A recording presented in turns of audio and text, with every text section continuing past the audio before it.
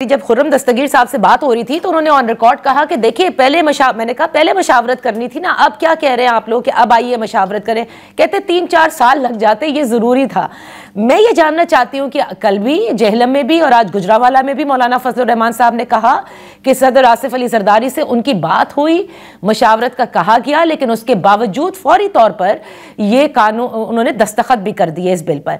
मैं ये जानना चाहती हूँ इतनी जल्दी क्या थी और कौन ये जल्दी पुश कर रहा था कि पाकिस्तान पीपल्स पार्टी जो जमहूरियत की अलमबरदार है वो भी वोट दे देती है, पाकिस्तान मुस्लिम लीग नून जो ऑपोजिशन में होती है और इसके खिलाफ होती है वो अब इसको डिफेंड कर रही है, बल्कि बनाया है उन्होंने ये कानून, और इसी तरह दीगर जमातें भी इसकी सपोर्ट में हैं जो हुकूमती इत्तेहाद का हिस्सा है। देखिए, मेरा ख्याल है कि इसमें थोड़ा सा एक तो ये बात है कि हर ताकतवर हल्के को जो है वो सोशल मीडिया चुभता है, क्योंकि सोशल मीडिया के ऊपर अब मेन स्ट्रीम मीडिया के ऊपर उस तरह की जो है वो एक कंट्रोल्ड इन्वायरमेंट है। मैं उसको खैर कंट्रोल्ड इसलिए मुनासिब भी समझती हूँ कि यहाँ पे एक चेक एंड बैलेंस है। यहाँ पे एडिटर बैठा है, यहाँ पे एक कंट्रोलर बैठा है, यहाँ पे एक प्रोड्यूसर बैठा है, एक पूरा एक प्रोसेस है। इसके अलावा न्यूज का भी डेस्क है, डेस्क के मुख्तलिफ प्रोसेस है जो कि उसके बाद खबर ऑन एयर जाती है। तो मुझे इसमें कोई प्रॉब्लम नहीं है।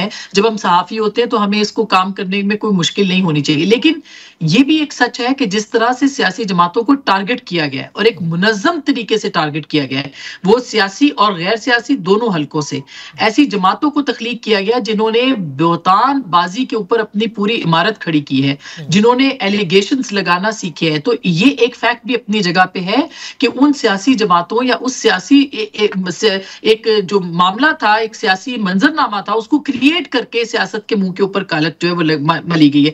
और अब सारी सियासी जमातें अपने आप को समझती भी हैं कि वो अगर नहीं करेंगी तो उनके ऊपर जो कीचड़ उछाला गया है ये रास्ता बंद नहीं होगा। मगर इसके बहुत सारे सियासतदानों से बेहतर कौन जानता है कि आपने कैसे तरीके जो है वो इख्तियार करने होते हैं। आप देखें, जब ये कौमी असेंबली के अंदर बिल जाता है वहां पे पाकिस्तान तहरीक इंसाफ बायकॉट करके निकल जाती है। आपको भी पता है, हमें भी पता है, पार्लिमानी तारीख में जब आपने किसी बिल के अंदर उसकी मंजूरी को फैसिलिटेट करना होता है तो सबसे आसान काम होता है कि आप उसको बायकॉट करके चले जाए, यानी कि आप जो है वो निकल जाए वहां से। सेनेट की कायमा कमेटी पाकिस्तान तहरीक इंसाफ के जो मेंबर है वो उसके चेयरमैन थे और वहां पे आप देखिए कि बहुत ज्यादा इसके ऊपर ले दे भी हुई, लेकिन उसके बावजूद आपने देखा कि ये बिल वहां से भी मंजूर हो गया। तो सारी सियासी और फिर सदर साहब पाकिस्तान पीपल्स पार्टी के, उनसे तवक्को की जा रही थी कि वो इसको रोकेंगे, उन्होंने भी साइन कर दिए। और पाकिस्तान पीपल्स पार्टी शहरी रहमान साहिबा का मैंने सुना, वो कहती है कि कुछ दिनों के बाद इसके अंदर हम अमेंडमेंट जो है वो लाएंगे। बात ये कि उस अभी क्या जरूरत थी इतनी जल्दी कि आप उसमें अमेंडमेंट्स जो है वो लाए बगैर जो है जो कुछ दिन के बाद होना है वो अभी किया जा सकता था, तो क्यों नहीं किया गया? तो एक बिल्कुल अपनी जगह पे एक एनवायरनमेंट पहले बनाई गई है। जो लोग फेक न्यूज फैलाते रहे हैं ये एबेटर्स हैं, ये फैसिलिटेटर्स हैं, इन्होंने फैसिलिटेट किया है इस पूरे कानून को। ये झूठी खबर फैला के और उनकी जेरे निगरानी जो है वो उन्होंने अपने इसको जो है वो मुआवनत की है इस तरह के कवानीन को। वो खुद तो शायद फरार हो जाएंगे या बाहर बैठे हुए पाकिस्तान से, लेकिन जो पाकिस्तान के अंदर एक वर्किंग जर्नलिस्ट है जो कल को किसी की करप्शन को एक्सपोज करना चाहता है, वो उसको नेशनल सिक्योरिटी के ऊपर जो है वो गिरफ्तार किया जा सकता है, उसको नजरिए पाकिस्तान के खिलाफ, उसको मजहब के ऊपर, उसको किसी दोस्त मुल्क के अंदर आप जो अगर आप कोई उसके हवाले से कोई खबर देते हैं उसके ऊपर आप अरेस्ट हो सकते हैं। और फिर सिर्फ अरेस्ट नहीं हो सकते, आपको फाइन हो सकता है। बहुत सारे लोग हैं जो छोटे यूट्यूबर्स हैं, उनकी ट्रेनिंग नहीं है, इसमें कोई शुबा नहीं है कि उनकी ट्रेनिंग नहीं है, मगर और वो ऐसे थंबनेल्स बनाते हैं। मैं और आप उसका शिकार होते हैं नादिया, आपको नहीं पता कि उस थंबनेल के फायदे कैसे उठाए जाते हैं। तो कानून की जरूरत थी, कानून की जरूरत है, लेकिन ये शक्ल नहीं जो कानून इस वक्त पास किया गया है। Asma, lastly I would just like to ask you very quickly, क्योंकि सियासी मंजरनामे पे अगर आपसे तज्जिया ना लें तो ये गलत होगा। Let's have the opportunity to do this कि क्या आप समझती हैं ये मुज़ाकरात खत्म हुए, एक नई पेशकश की गई वजीर आजम की जानिब से, क्या होता देख रही हैं? क्या तहरीक इंसाफ अब सिर्फ और सिर्फ फोकस करेगी उस सियासी अलायंस पे ताकि हुकूमत के खिलाफ तहरीक चला सके, या भी मज़ाकरात कहीं ना कहीं दोबारा से आप समझती हैं इसका आगाज होगा? देखिए, पहली बात तो ये कि जब आप जमहूरियत की लड़ाई लड़ते हैं और आप कहते हैं कि अब हमने ग्रैंड अलायंस बनाना है जिसमें कि आप जमहूरियत की, आज़ादी राय की और पता नहीं मुख्तलिफ, यानी एक बड़ा एजेंडा पहले असीरान की रिहाई और कमीशन बनाने के हवाले से था, अब बड़ा एजेंडा है कि जमहूरियत और आइन के हवाले से जो है वो एक प्लेटफॉर्म बनाया जाएगा।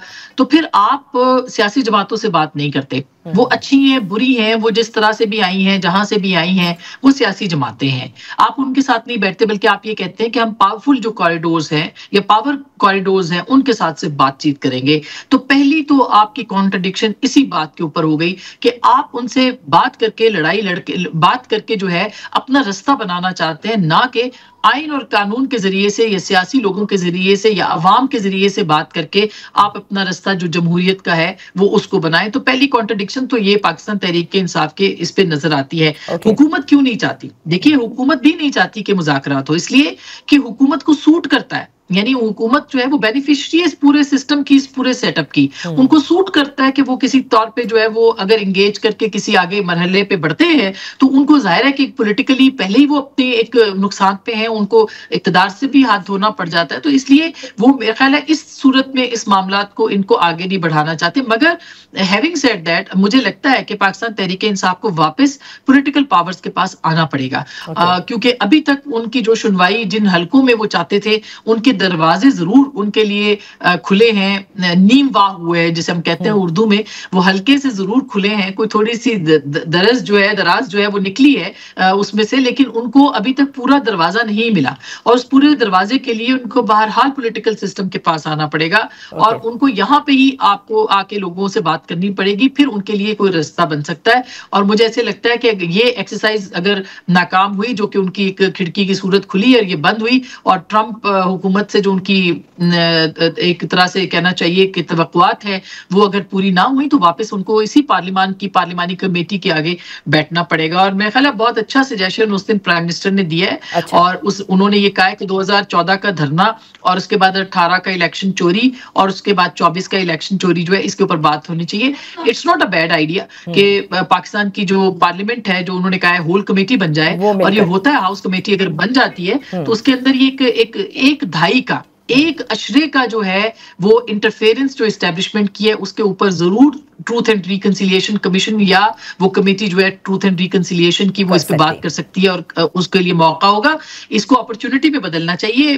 पॉलिटिकल लोग अगर सोचे पॉलिटिकली तो ये एक बड़ी अपॉर्चुनिटी है और बिल्कुल 14 पे भी बात होनी चाहिए, 18 पे भी बात होनी चाहिए, 24 के इलेक्शन चोरी पे भी बात होनी चाहिए। और अगर ऐसा होता है तो ये सबके लिए विन विन होगा।